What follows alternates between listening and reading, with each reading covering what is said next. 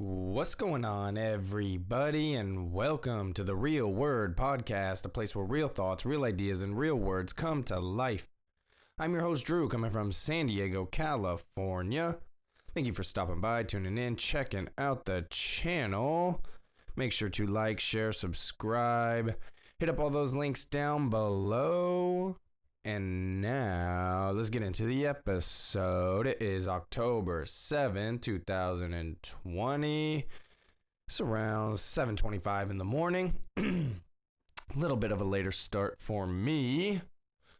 I did wake up around 5:30, but I was still pretty tired. So I was like, let me just fall back asleep for a little bit, and probably got up around 6:15 or so, and then just been gradually getting my day started. So here we are. It was a late night last night, and we'll get into the Padre game, but that is going to be a topic that I go over.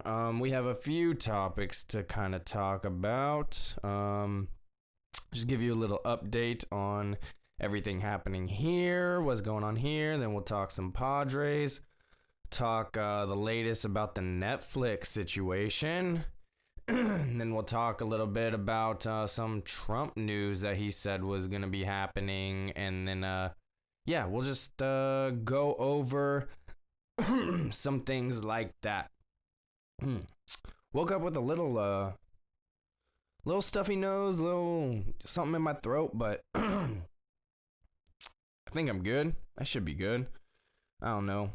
I think it's just the mix of the hot and then cold nights. Like the hot days and then the cold nights. And yeah, I don't know.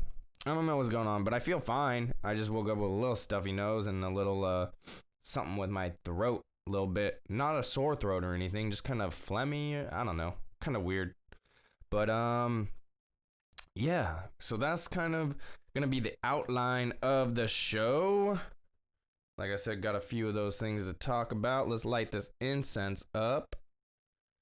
Get that smoking good. Got that. So we'll set the vibe all nice. Get the incense going. And now let's get into it. So, how am I doing? That is a tough question to answer. In general, I'm okay. There is a lot going on in my brain almost all the time, and there is some challenges that I'm kind of facing right now. Some of those things I am keeping to myself, keeping it personal. Just don't want to let everything out.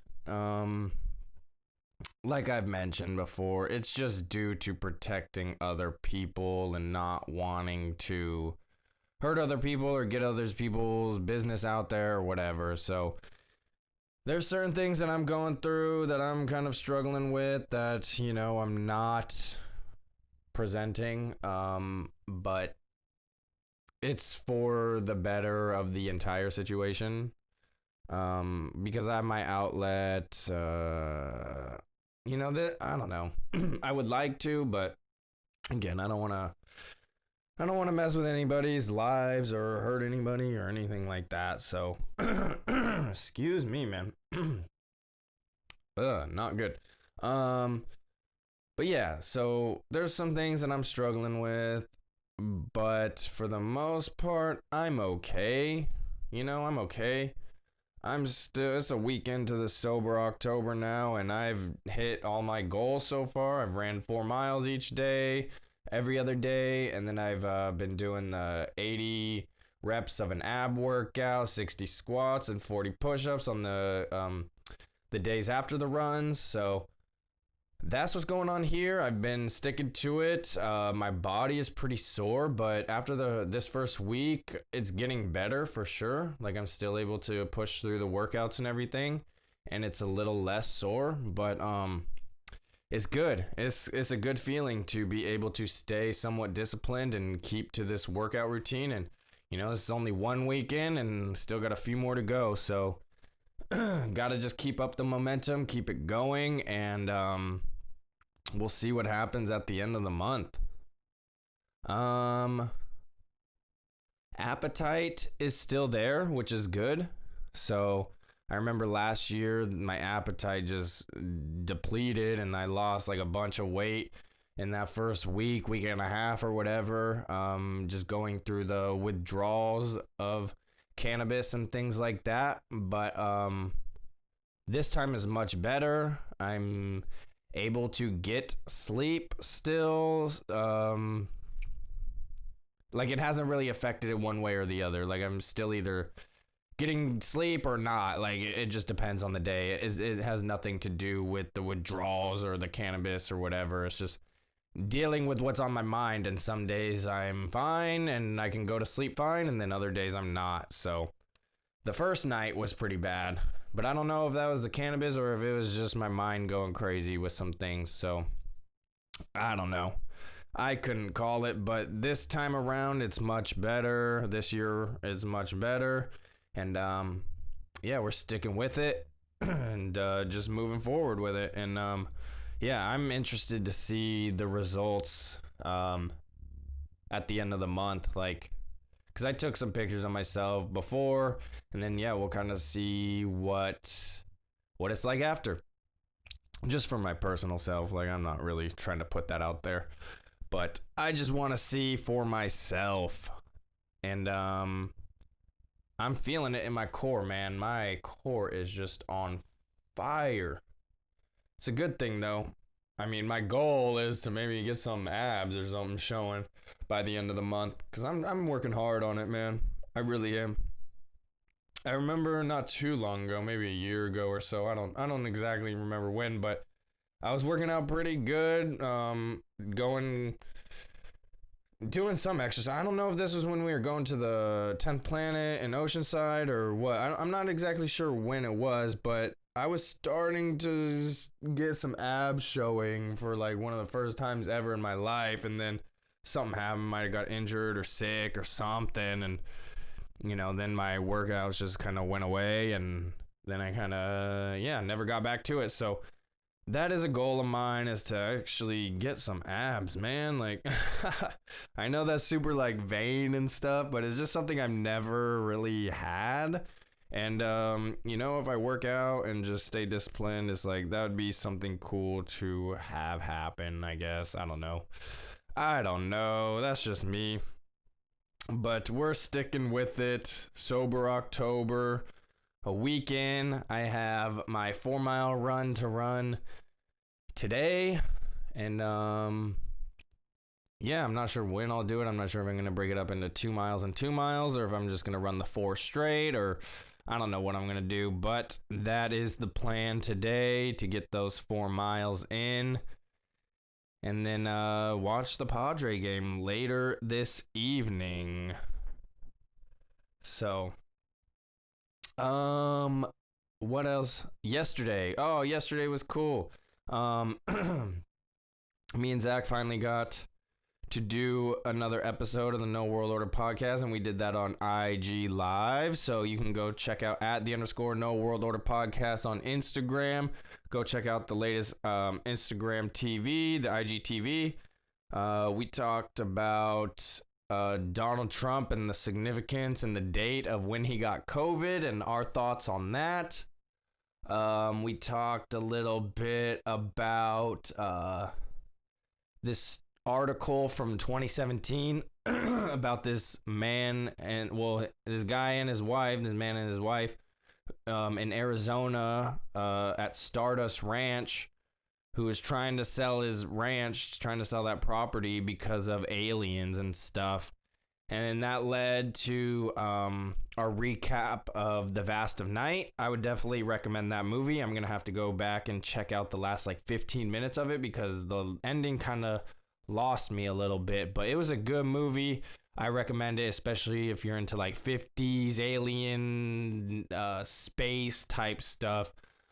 This was a good one, kind of little creepy and a little weird, a little strange, but easy to watch. Not scary or anything like that. Just a little ominous, I would say. But it was a cool movie for sure.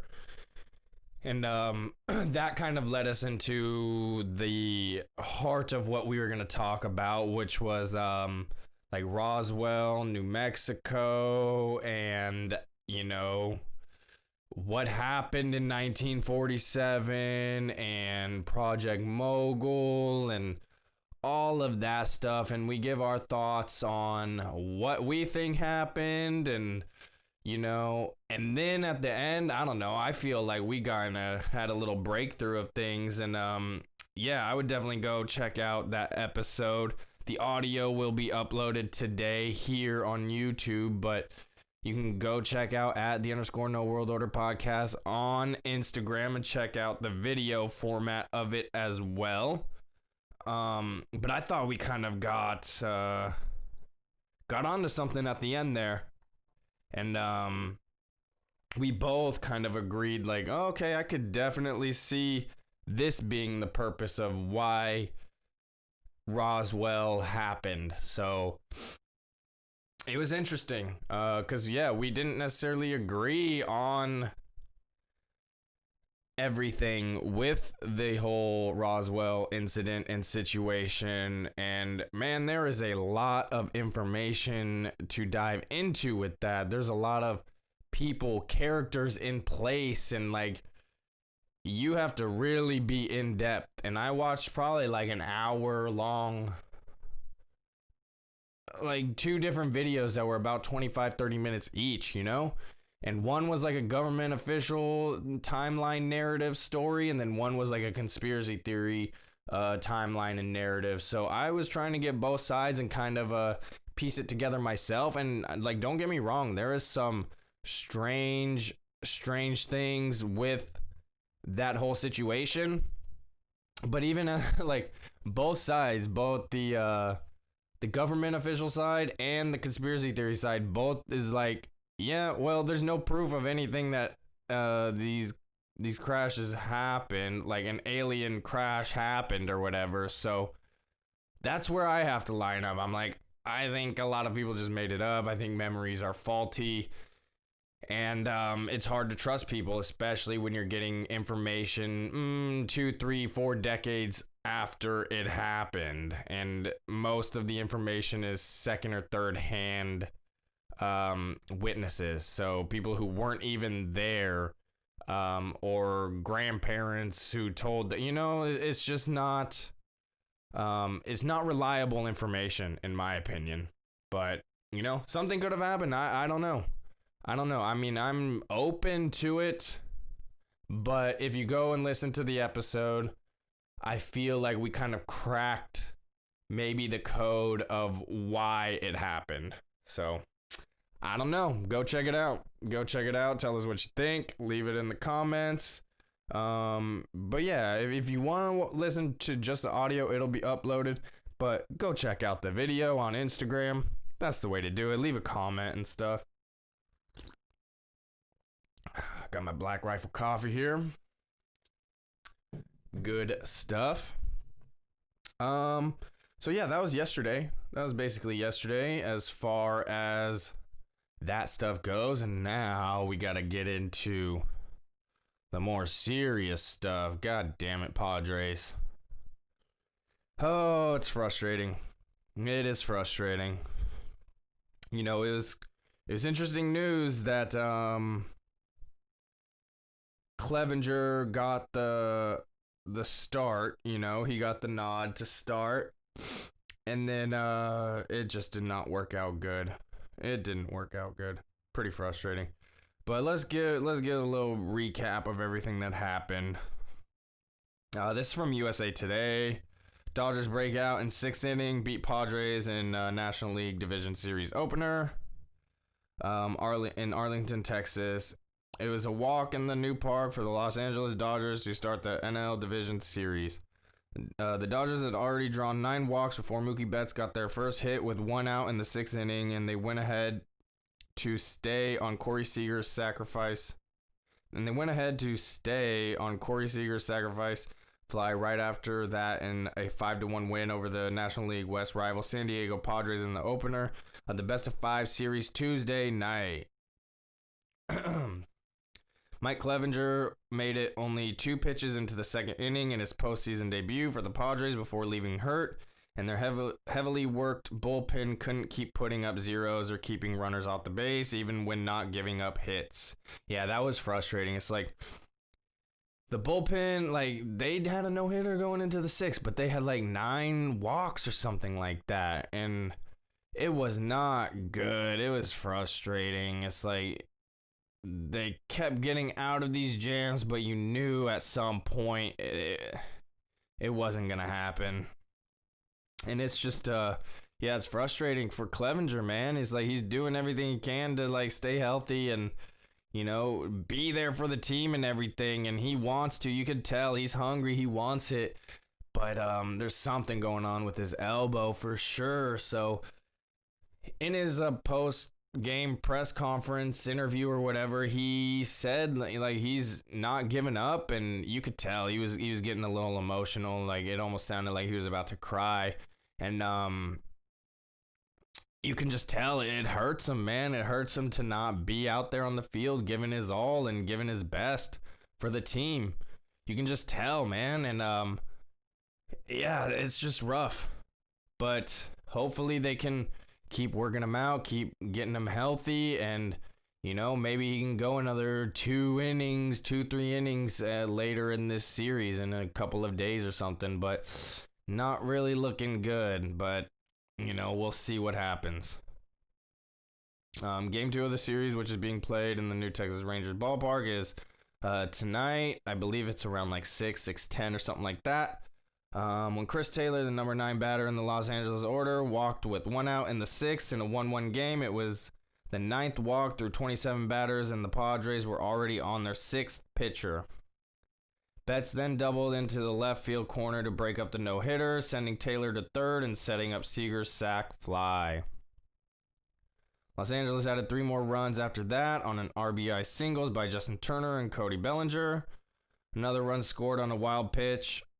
The Dodgers also got their 10th walk, matching Atlanta in 1997 for the most in a 9-inning National League Division Series game. God damn it. So now the Padres are on that side of history again. That sucks.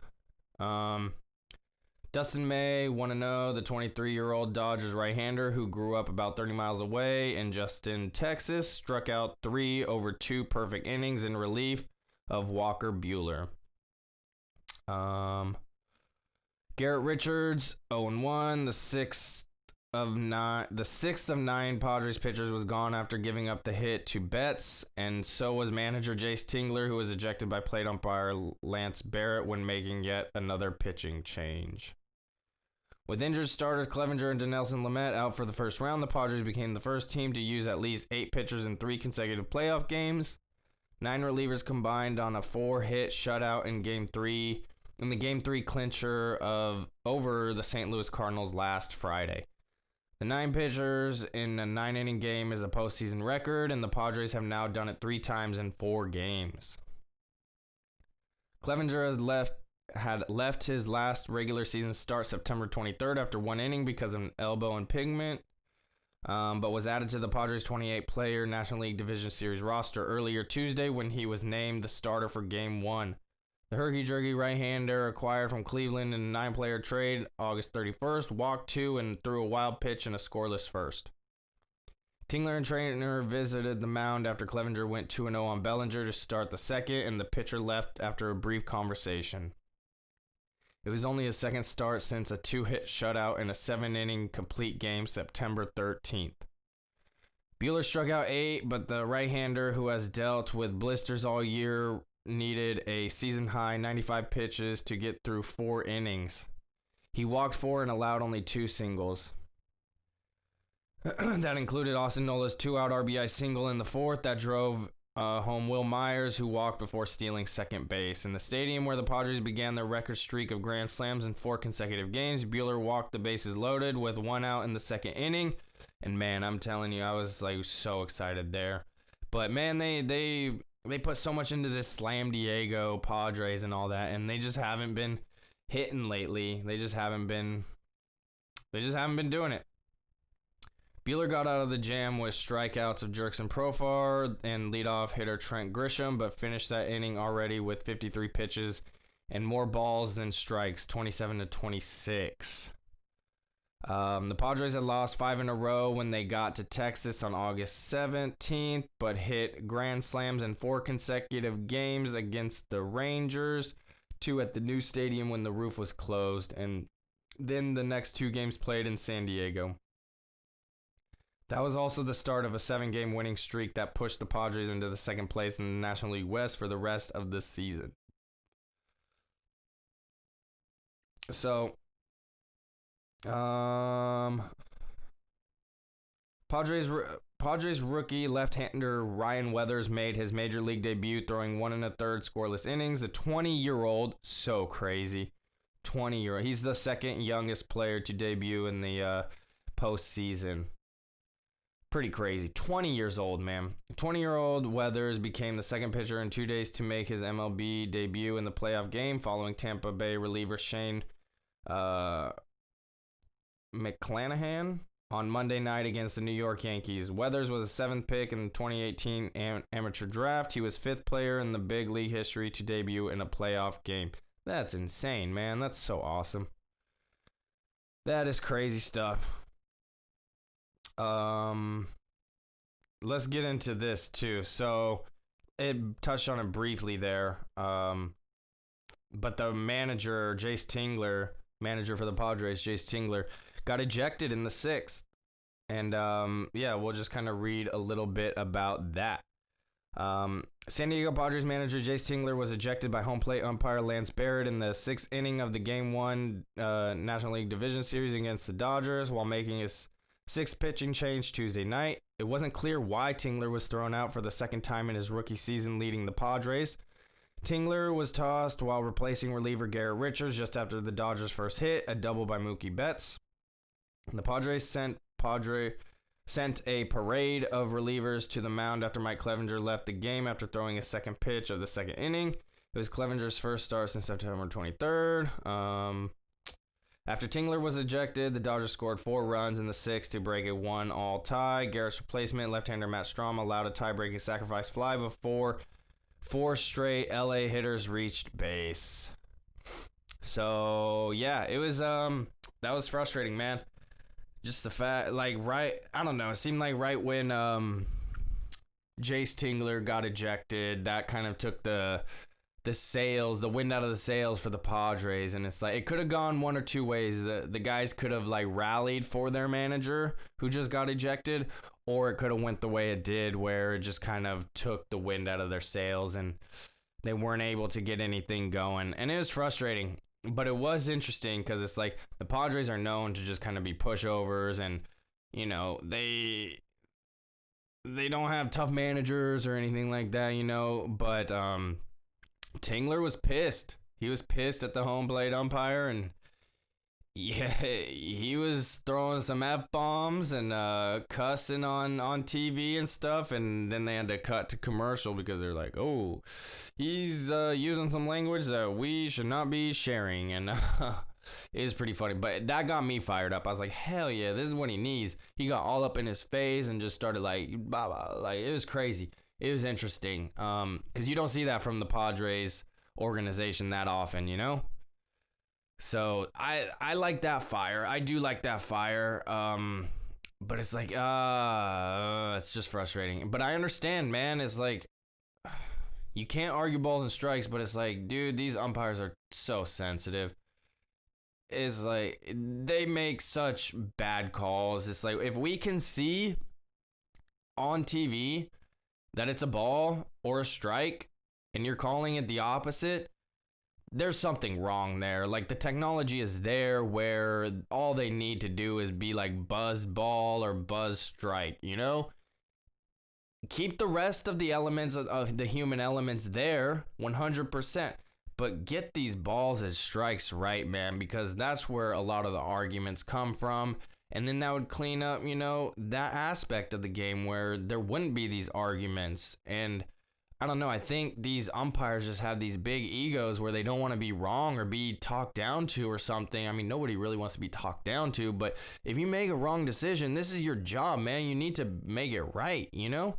So I get it. I get how managers would be like, or players would be really frustrated at some of these calls, especially this season, man. I feel like it's gotten worse and worse, and this season has just been bad with balls and strikes. At least for the games I've been watching with the Padres, it's been bad on both sides. Like, I'm not saying just against the Padres. It's like there's been pitches that the Padres have thrown that should have been called balls that they got strikeouts with, you know what I mean? And it's like, I just want fairness. I want the right calls, you know? I don't care if it's going against the Padres or for the Padres. Like, I just want it to be right. I want a fair game, you know? And if these umps are kind of taking it into their hands and not, you know, being accurate with it, it's not okay. I don't think it's okay anyway.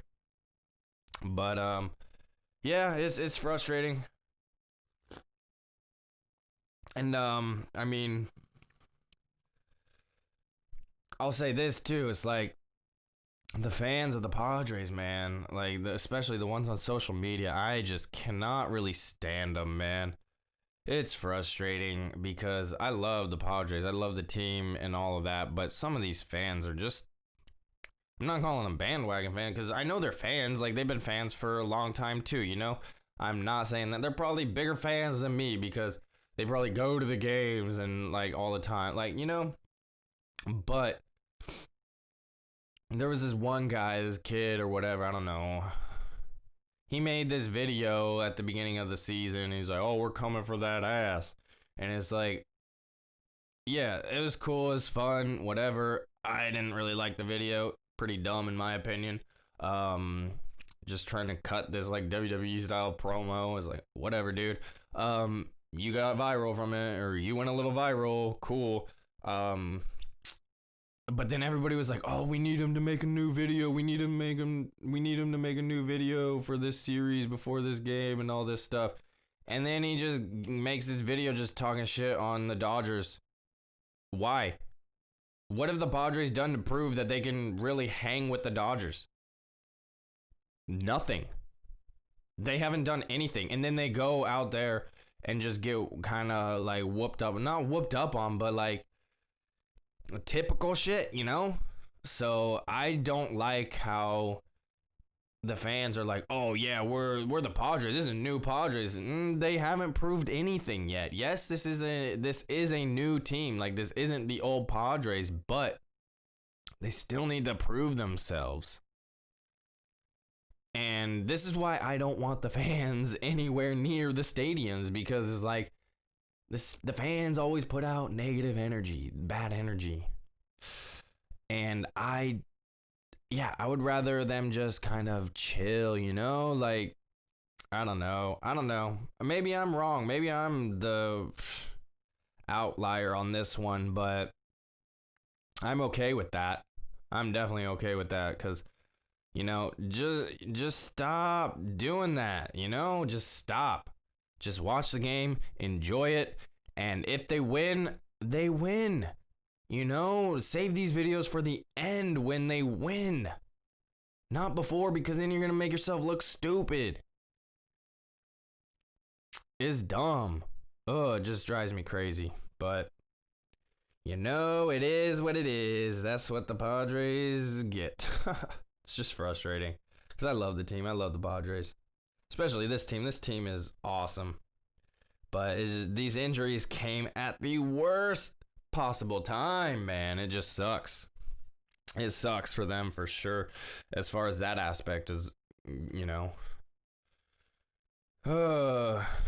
Frustrating. But new day today. New series, or not new series, but new slate. And I don't think the Padres starting pitcher has been named yet. Could be Chris Paddock, could be Zach Davies. I don't know. I don't know what's gonna happen with the pitching, but it's not looking good. It's not looking good because Paddock. If Paddock starts, man, he needs to have a good start. he needs to go deep into the game, at least 6, maybe 7 innings, and just be on fire. Give the bullpen a little bit of a rest. Get some offense going and get Rosenthal in there and just close out that game. But we'll see what happens. It's this evening, like I said, around 6:10, something like that. So that is what's going on with the Padres. We'll see what happens. We will see what happens. This format is interesting. First time ever, like, they're doing 5 games in 5 days, and then the next series would be 7 games in 7 days if needed. That's pretty interesting, man. That is pretty interesting, because normally they do like 2, an off day to travel and fly, and then 2, and then an off day to travel and fly. So they break it up a little bit, you know, but this is just 5 straight, all in a row. Makes for an interesting time. And yeah, I kind of like this format of it for like the playoffs or whatever. Just go straight, you know, like go all the way through. But I know it's not really possible for that to happen during, like, you know, if they go back to how it was because of the home field advantage and then, you know, playing at each person's park and all that. So I get it. But if they can, like, somehow implement this, I think that'd be pretty cool. But that's kind of it with the Padres. Let's move on to the next thing. So this one was interesting. Cuties. Netflix faces Texas legal battle over film's lewd dancing. Netflix is facing criminal proceedings in Texas over the allegedly lewd depiction of girls in a controversial French film on the platform. Netflix has faced criticism for the film and a poster showing preteen girls dancing in skimpy outfits. Now, the streaming service has been indicted by a grand jury in East Texas for promoting work depicting the lewd exhibition of children under 18. Netflix said, "This charge is without merit and we stand by the film." How is it without merit? I personally haven't seen the movie because I'm not trying to witness that type of stuff. But the clips I've seen posted online, the trailer, the poster, it's not without merit, and obviously a grand jury kind of feels the same way, but I don't understand why it's just in Texas. Like, shouldn't it be across the board? I don't know. The indictment handed down last month in Tyler County could see Netflix receive a fine up to $20,000. That's it? That's it? All there's going to be is a fine? They're not going to have to take down the film or anything? Oh my god. So what's the point? Okay. Netflix has said it is backing the film, which it described as a, quote, a social commentary against the sexualization of young children, end quote. Cuties called Menage in France follows an 11-year-old from Senegal who joins a dance group. It was picked up by Netflix after its premiere at this year's Sundance Film Festival. Its writer-director Franco Senegalese filmmaker, I can't pronounce these names, received a World Cinema Dramatic Directing Award at the event. She has described her work as a deeply feminist film with an activist message that aims to show how social media pushes girls to mimic sexualized imagery. And I 100% agree with that, you know? I do. Like, social media, not just social media, but the media in general, entertainment today, like all that kind of stuff is pushing this over-sexualization, and it's been going on for a long time. So, of course, this younger generation who has grown up with just phones and, like, have never been without, they're going to be really affected by this type of stuff. And I think we're kind of seeing the consequences of it, you know? And I don't know how you would have done a movie or something to highlight this, but the way they seemingly did it just doesn't seem right. I don't know. I understand you want to make a point, but by making the point, you're doing exactly what they're saying not to do. So it's like, oh, it's a confusing thing. It really is a confusing thing. Inappropriate poster. She said she chose to explore the topic after being shocked at seeing a group of girls aged around 11 dancing in a sensual way and revealing clothes.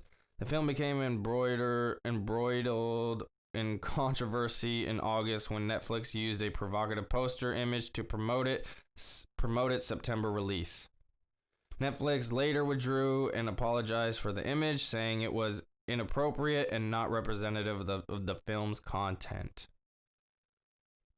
This person later revealed she had received death threats after over the outrage over the poster, and that Netflix chief executive Ted Sarandos had called her personally to apologize. On Tuesday, Tyler County District Attorney Lucas Babin said the county had decided to indict Netflix for the promotion of the film in his county.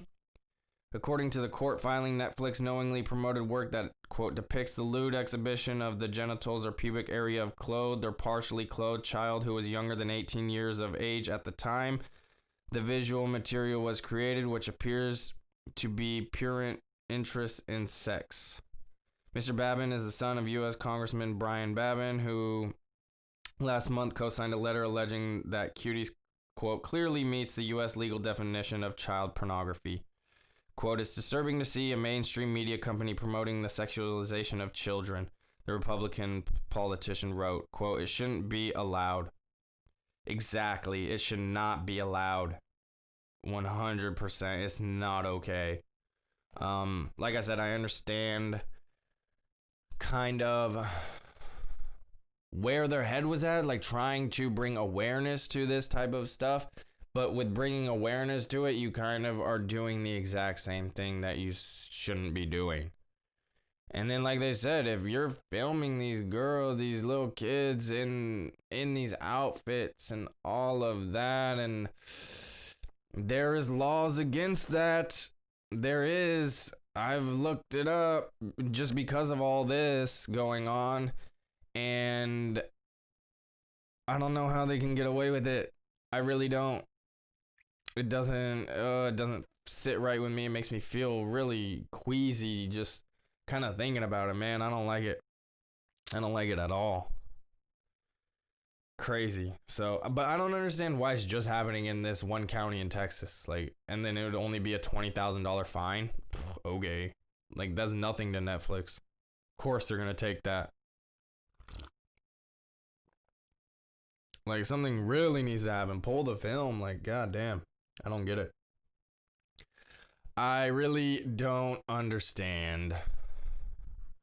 Let's get into this. This is some Trump stuff. Okay.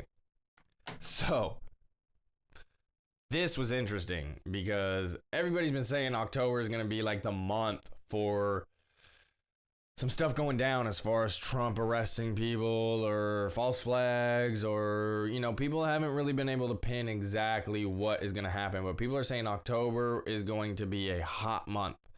And then, you know, Trump gets COVID. And in one of his tweets, is funny because let me see if I can find this from my brother just real quick. He said, yeah, when he's like, yeah, well, I read from conspiracy theories that was in this post to his wife or whatever. Donald said, we'll get through this together, which is code for arresting Hillary to get her. And then what do we have here? Just yesterday, Trump authorized declassification of all Russia collusion, Hillary Clinton email probe documents. So what the fuck, man? Maybe it was that. Maybe it was that, man. It is really interesting. I don't know. I'm not buying it because nothing has happened yet, but I just thought it was interesting how they're like, oh, it was to get her together to get her. And now, like, 2 days later, they're saying they're going to declassify all this stuff. And yeah, really interesting. President Trump on Tuesday said he has, quote, fully authorized the total declassification of any and all documents related to the Russia investigation and FBI investigation into the former Secretary of State Hillary Clinton's use of a private email server. This is his tweet. I fully authorize the total and declassification of any and all documents pertaining to the single greatest political crime in American history, the Russia hoax. Likewise, the Hillary Clinton email scandal. No redactions. So that's going to be interesting. Last year, the president gave Attorney General Bill Barr authority to declassify any documents related to the surveillance of the Trump campaign in 2016. Trump at the time also ordered members of the intelligence community to cooperate with Barr's probe. Allies of the president, including Republicans on Capitol Hill, leading their own investigation into the origins of the Trump-Russia probe, have criticized officials like FBI Director Christopher Wray and CIA Director Gina Haspel, claiming that the directors have been blocking the release of documents. Interesting. The president's tweets come after Director of National Intelligence John Ratcliffe declassified documents that revealed former CIA Director John Brennan briefed former President Obama on Hillary Clinton's purported plan to tie then-candidate Donald Trump to Russia as a means of distracting the public from her use of a private email server ahead of the 2016 presidential election. Oh my God. That is crazy. I don't know if that's true, but that is crazy. Fox News first reported that Ratcliffe declassified Brennan's handwritten notes, which were taken after he briefed Obama on the intelligence the CIA received, and the CIA memo, which revealed that officials referred the matter to the FBI for potential investigative action. Quote, today, at the direction of President Trump, I declassified additional documents relevant to ongoing congressional oversight and investigative activities, Ratcliffe said in a statement to Fox News Tuesday. A source familiar with the documents explained that Brennan's handwritten notes were taken after briefing Obama on the matter. Quote, we're getting additional insights into the Russian activities from blank, redacted. Brennan notes read, cite, summarizing alleged approved by Hillary Clinton a proposal from one of her foreign policy advisors to vilify Donald Trump by stirring up a scandal claiming interference by the Russian security service. Brennan's notes read. That is so crazy, man. Wow. The notes state, on the 20th of July, in the margin, Brennan writes, President of the United States, POTUS, but that section of the note is redacted. Any evidence of collaboration between Trump campaign and Russia? The notes read. The remainder of the notes are redacted except in the margin which read JC, Dennis, and Susan. The notes don't spell out the full names of JC, could be referring to then FBI Director James Comey. Susan could refer to National Security Advisor Susan Rice, and Dennis could refer to then Obama Chief of Staff Dennis McDonough.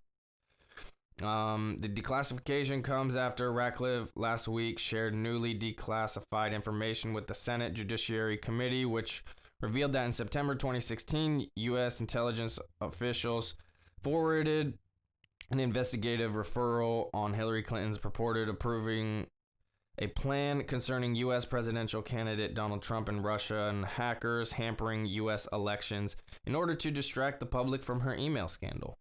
That's crazy, man. That's so crazy. So there's a ton of... This just goes on and on and on, but I just find it really interesting. I really do. People have been saying watch out for false flags. People have been saying that this is the month that it's all going down. This is the month that the mass arrests are going down. I don't know. I don't know what to believe with all of that, but it is this is a big step, I would say. I would say it's a big step. But we'll see. We'll see how it plays out. Man, there's just always so much going on that we just are not even aware of. Like, there's just so much work going on behind the scenes that it's crazy, man. It's crazy. It's politics, though. That's what it is for sure. Yeah, that is kind of all I really had to talk about today. What else is going on? I am looking forward to this. My therapy appointment tomorrow, which will be good. I need to do that. It's like I said, I have some things going on that I'm not letting out here, but definitely gotta figure some things out for sure, man. And man, I don't know. I'm just it's rough, man. I know I don't want to go find a job. I don't want to work like that. I don't want a regular job. But man, it's driving me crazy. I don't know what to do. I just feel stuck. I feel just I don't know. I don't know. I don't know what to do. I just can't work a regular job though. Like I can't do it. But I don't know how I'm going to make income, man. And that's what I need. I need to be able to start saving up and get out of here and just get on my own place, you know? Like, God, it's driving me crazy. It's driving me crazy, but that's the mental health stuff, man. It's a constant battle, constant thing I'm working on, and it's tough. It is a tough one for sure.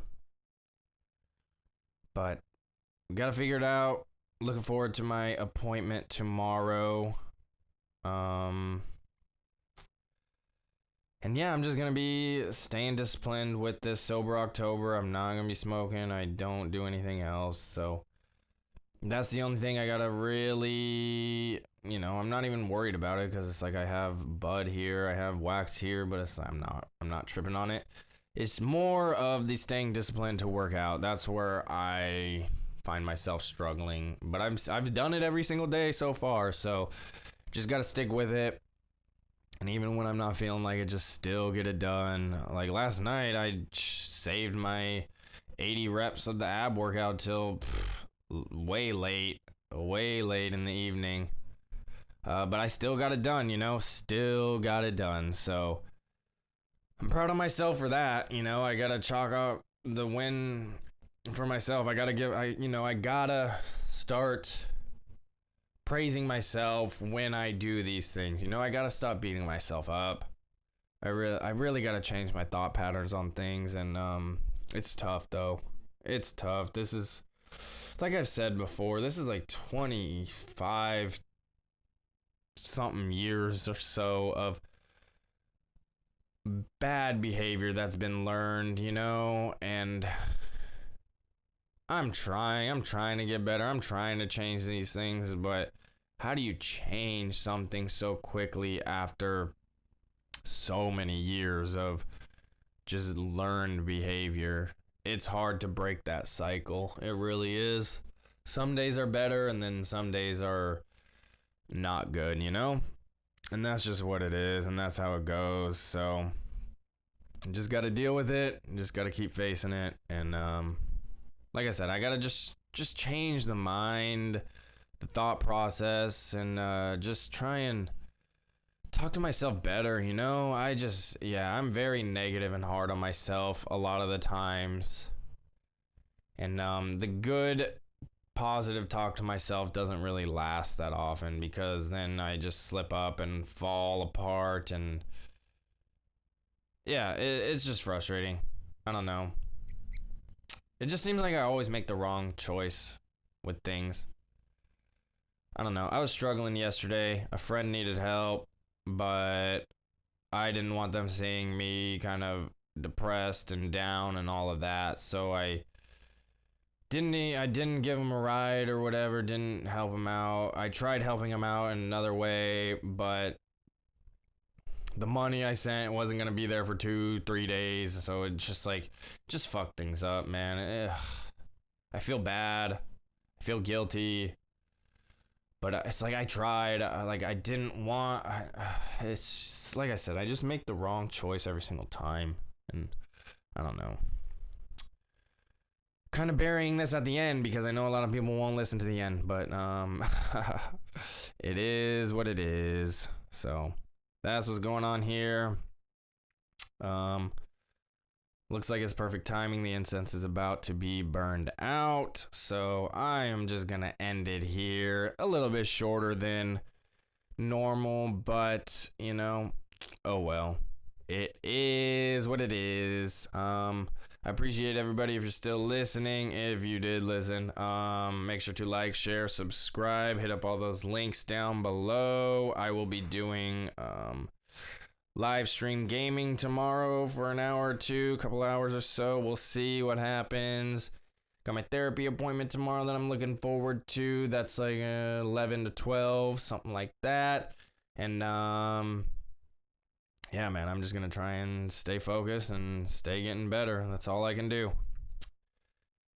Now I'll be back on Friday for another episode of the Real WerD podcast. And hopefully the Padres are still going. Hopefully. All right, everybody. Until next time. Peace.